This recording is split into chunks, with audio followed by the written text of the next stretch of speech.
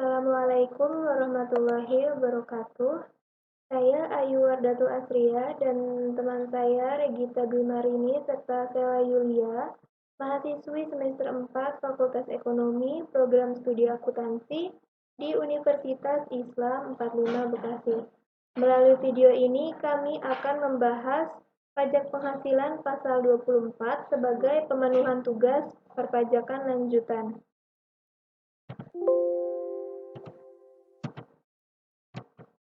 Yang pertama ada definisi pajak penghasilan pasal 24. PPh 24 atau pajak yang terutang atau dibayarkan di luar negeri merupakan ketentuan yang mengatur bahwa pajak yang dibayar atau terutang di luar negeri yang diterima atau diperoleh wajib pajak dalam negeri boleh dikreditkan terhadap pajak yang terutang dalam tahun pajak yang sama. Nah, jumlah yang dikreditkan sebesar pajak PPh yang dibayar atau terutang di luar negeri, tetapi tidak boleh melebihi perhitungan pajak tahunan yang terhutang. Di sini kita akan menghitung batas maksimum pajak luar negeri yang boleh dikreditkan. Tujuannya apa? Untuk menghindari pajak berganda. Jadi ketika ada wajib pajak dalam negeri yang memiliki penghasilan di luar negeri atas pajak tersebut, pajak luar negeri ini yang telah dibayarkan akan menjadi pengurang di dalam tahun pajak yang sama. Dasar hukumnya yaitu yang pertama ada pasal 24 Undang-Undang PPh dan PMK strip 107-PMK.03/2017 diperbaharui menjadi PMK strip 93-PMK.03/2019. Lalu selanjutnya ada permohonan kredit pajak luar negeri. Wajib pajak yang telah bayar pajak di luar negeri dan ingin mengkreditkannya di dalam negeri harus menyampaikan permohonan kepada Ditjen Pajak dengan melampirkan laporan keuangan dari penghasilan luar negeri. Yang kedua ada fotokopi surat pemberitahuan pajak atau tax return yang disampaikan di luar negeri dan dokumen pembayaran pajak di luar negeri. Nah, ketiganya ini disampaikan bersamaan dengan penyampaian SPT PPh kecuali terjadi force majeure. Force majeure ini merupakan keadaan di luar kendali wajib pajak. Ada sumber-sumber penghasilannya. Ini yang pertama, ada penghasilan dari saham atau sekuritas atau keuntungan pengalihan saham atau sekuritas lainnya. Yang kedua, ada bunga, royalti, dan sewa sehubungan dengan penggunaan harta gerak. Yang ketiga, ada penghasilan sewa sehubungan dengan penggunaan harta bergerak. Yang keempat, ada penghasilan berupa imbalan terkait jasa, pekerjaan, dan kegiatan. Yang kelima, ada penghasilan BUT. Yang keenam, ada penghasilan dari pengalihan sebagian atau seluruh hak penambangan atau tanda pemberian modal kepada seluruh penambangan. Lalu yang ketujuh, ada keuntungan karena pengalihan harta tetap. Dan yang kedelapan, ada keuntungan karena pengalihan harta yang menjadi bagian dari suatu BUT. Lalu kita membahas objek penggabungan penghasilan. Ini ada 3, ada penghasilan dari usaha, itu dilakukan dalam tahun pajak diperolehnya penghasilan tersebut, atau dia menggunakan accrual basis. Lalu untuk pajak penghasilan lainnya, yaitu dilakukan dalam tahun pajak diterimanya penghasilan tersebut, atau dia menggunakan cash basis. Jadi accrual basis itu transaksinya sudah terjadi, namun uangnya belum diterima, dan itu sudah dicatat sebagai penerimaan. Namun untuk cash basis, kalau uangnya belum diterima, maka dia belum bisa dicatat sebagai penerimaan. Untuk penghasilan bunga dividen sebagaimana dimaksud dalam pasal 18 ayat 2 UU PPh, yaitu dilakukan dalam tahun pajak pada saat perolehan dividen tersebut ditetapkan sesuai ketentuan Menteri Keuangan. Dengan catatan, kerugian dari luar negeri tidak boleh digabungkan. Lalu ada cara menghitung PPh pasal 24. Yang pertama, kita tentukan total penghasilan netonya dengan cara menggabungkan penghasilan neto baik dari dalam negeri maupun luar negeri. Dan ingat lagi, kalau kerugian di luar negeri itu tidak boleh diperhitungkan. Lalu yang kedua itu tentukan total PPh terutang. sesuai dengan tarif PPh pasal 17 dari penghasilan neto. Lalu, hitungkan dengan model berikut untuk masing-masing negara. Caranya itu untuk mencari X sama dengan penghasilan neto luar negeri dibagi dengan total penghasilan netonya yang tadi penghasilan dalam negeri ditambah dengan penghasilan luar negeri lalu dikalikan dengan PPh, total PPh-nya yang sesuai dengan pasal 17 tadi. Lalu kita bandingkan perhitungan X nomor 3 dengan PPh yang secara nyata dibayarkan di luar negeri. Yang terendah adalah jumlah yang dapat digunakan untuk mengkreditkan PPh terutang atau PPh pasal 24. Kita masuk ke ilustrasi pertama. Ini untuk kredit pajak luar negeri wajib pajak badan. Contohnya, PT Alam Sari di Medan memperoleh penghasilan neto dalam tahun 2011 sebagai berikut. Dia mempunyai penghasilan dalam negerinya itu 2M, lalu penghasilan luar negerinya itu 1M, dengan pajak yang berlaku di luar negeri itu 15%. Yang pertama, kita tentukan dulu jumlah penghasilan netonya dengan cara menambahkan penghasilan baik dari luar negeri maupun dalam negeri.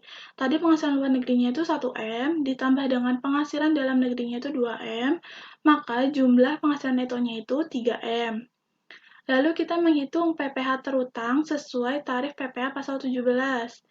Di sini 25% ini didapat tarif pajak pasal 17 yang dibebankan pada wajib pajak badan tertera dalam PPh pasal 17 ayat 1B yang semula itu 28%.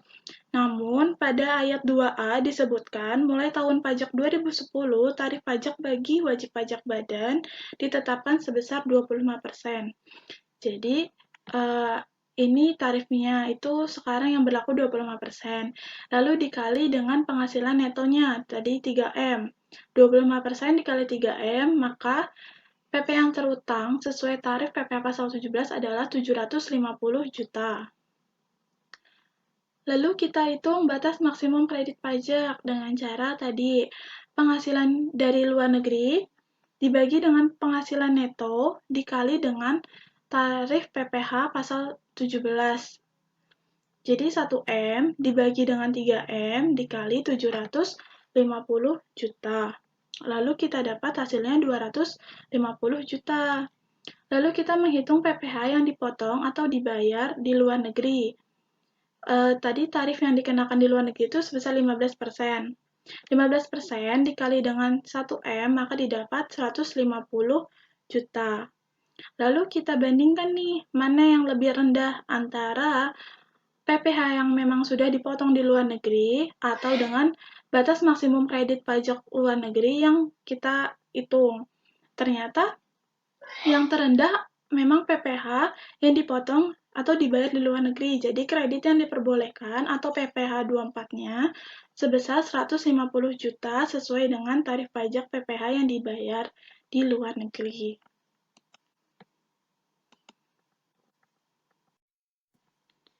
Selanjutnya kita masuk ke ilustrasi kedua, pajak luar negeri, wajib pajak orang pribadi. Bila ilustrasinya tadi diganti dengan wajib pajak orang pribadi, maka perhitungan PKP dikurangi terlebih dahulu dengan PTKP, sehingga perhitungan PPh 24-nya adalah penghasilan dalam negerinya tadi 2M, ditambah dengan penghasilan luar negerinya itu 1M, lalu dikurangi dengan PTKP. Kita asumsikan jika wajib pajak orang pribadi ini tidak kawin dan juga belum mempunyai tanggungan, maka PTKP-nya sebesar 54 juta. Lalu kita dapat PKP-nya itu sebesar 2.946 juta. Lalu kita hitung PPh terutang sesuai tarif pasal 17 UU PPh. 5% dikali 50 juta didapat 2.500. Lalu 15% dikali 200 juta didapat 30 juta.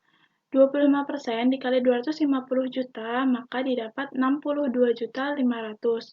Lalu 30% dikali dengan 2.446 juta, didapat 733.800. Lalu kita jumlahkan semua, maka didapat PPh terutang sesuai tarif pasal 17 itu ada 828.800.000. Lalu kita hitung batas maksimum kredit pajak luar negeri. Itu tadi wajib pajak penghasilan luar negerinya ada 1M dibagi dengan penghasilan netonya 2M 946 juta dikali dengan 828.800.000. Ini adalah penghasilan PPh pasal 17-nya. Lalu didapat 281.330.618 rupiah. Ini adalah batas maksimum kredit pajak luar negeri. Lalu kita menghitung PPh yang dipotong atau dibayar di luar negeri.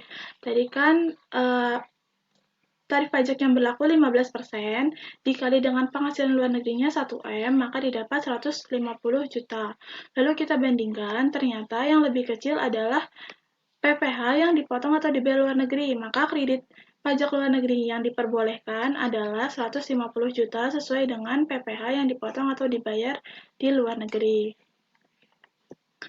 Lalu ada ilustrasi ketiga, ini kerugian di dalam negeri.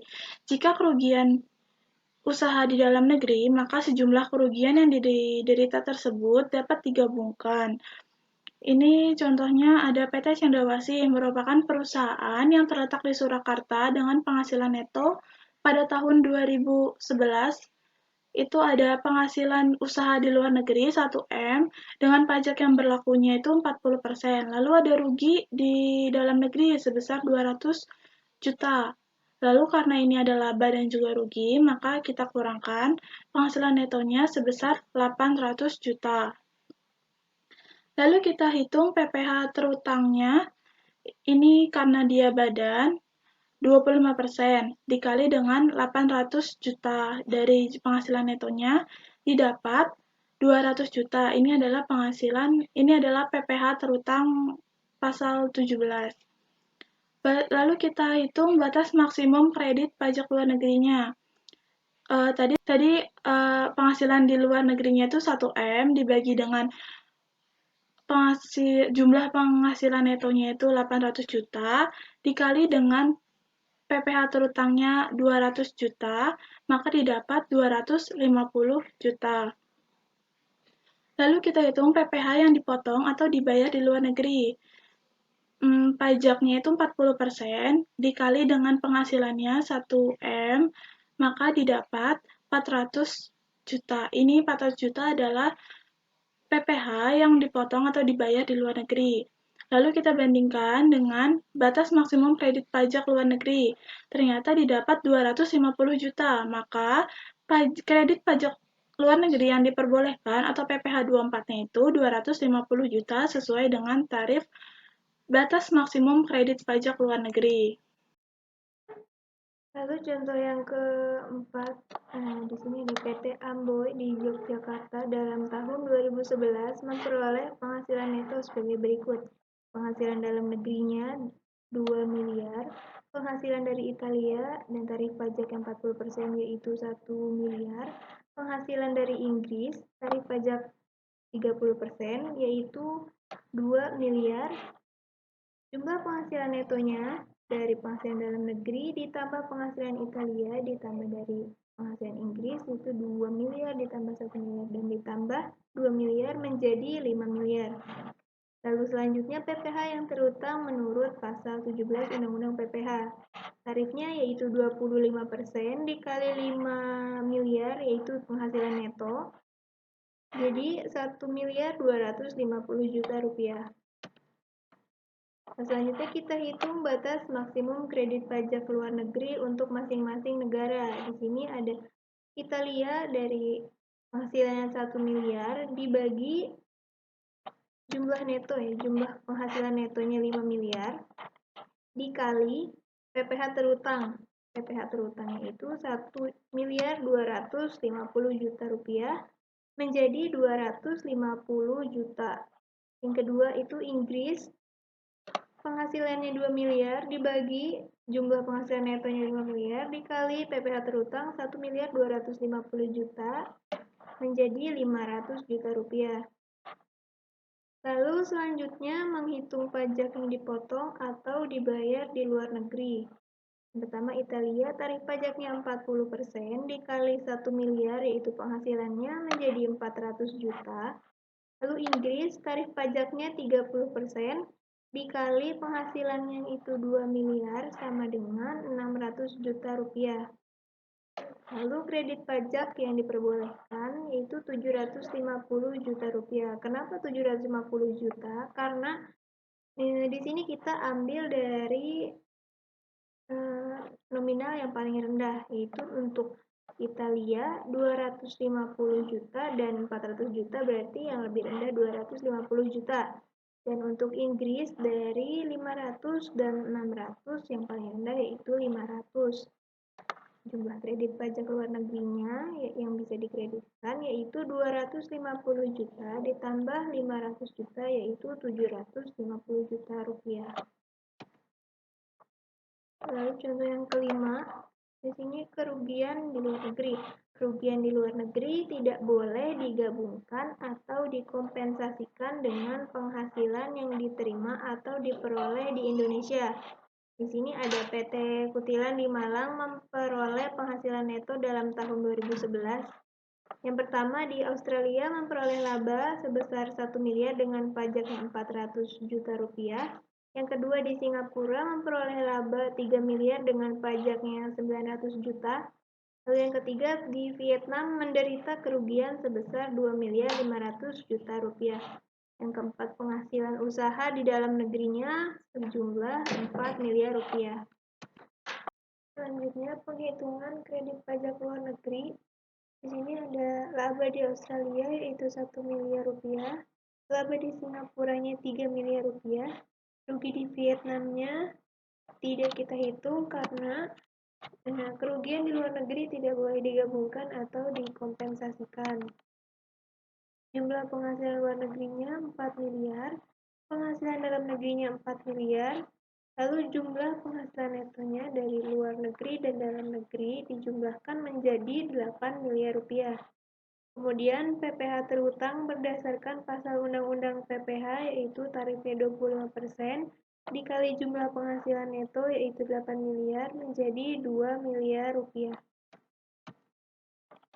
Batas maksimum kredit pajak luar negeri untuk masing-masing negara. Untuk Australia, 1 miliar dibagi 8 miliar dari jumlah penghasilan neto dikali 2 miliar rupiah menjadi 250 juta. Pajak yang terutang di Australia sebelumnya itu ada 400 juta. Yang ini sudah diketahui sebelumnya. Namun maksimum kredit pajak 250 juta.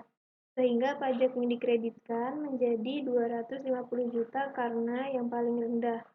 Untuk Singapura, 3 miliar dari laba di Singapuranya 3 miliar dibagi jumlah penghasilan netonya 8 miliar dikali 2 miliar rupiah dari PPh terutang. Dari PPh terutang yang ini. Sama dengan 750 juta rupiah. Kemudian pajak yang terutang di Singapura sebelumnya itu sebesar 900 juta, lebih besar dibandingkan batas maksimumnya ini. Sehingga pajak yang boleh dikreditkan adalah 750 juta, karena yang paling rendah. Jumlah kredit pajak luar negeri yang diperbolehkan sebesar 250 juta rupiah, ditambah 750 juta rupiah menjadi 1 miliar rupiah. Lalu selanjutnya ada koreksi PPh pasal 24. Koreksi luar negeri ini yang pertama itu menyebabkan pajak atas penghasilan terutang di luar negeri dilaporkan lebih besar dalam SPT tahunan dan menyebabkan pajak di luar negeri tertera kurang bayar, maka akan berakibat kemungkinan PPh yang di Indonesia menjadi kurang bayar. Wajib pajak bisa melakukan koreksi sendiri dengan melakukan pembetulan atas SPT. Jika pembetulan sudah dilakukan, maka bunga terutang atas pajak yang kurang dibayar tidak akan ditagih. Lalu ada yang menyebabkan penghasilan terutang luar negeri lebih kecil daripada yang dilaporkan dalam SPP. Di sini maka akan menyebabkan laporan pajak luar negeri menjadi lebih bayar. Nah, adanya koreksi ini mengakibatkan PPh terutang di Indonesia juga menjadi lebih kecil. Akibatnya PPh menjadi kelebihan bayar. Kelebihan ini bisa dikembalikan setelah dilakukan perhitungan dengan utang pajak yang lain. Demikian presentasi kami terkait PPh pasal 24. Semoga dapat dimengerti. Mohon maaf apabila ada salah kata dan perilaku dalam penyampaian. Untuk teman-teman kelas kami, jika ada pertanyaan, bisa ditanyakan pada sesi diskusi dan tanya jawab di Google Meet. Terima kasih. Wassalamualaikum warahmatullahi wabarakatuh.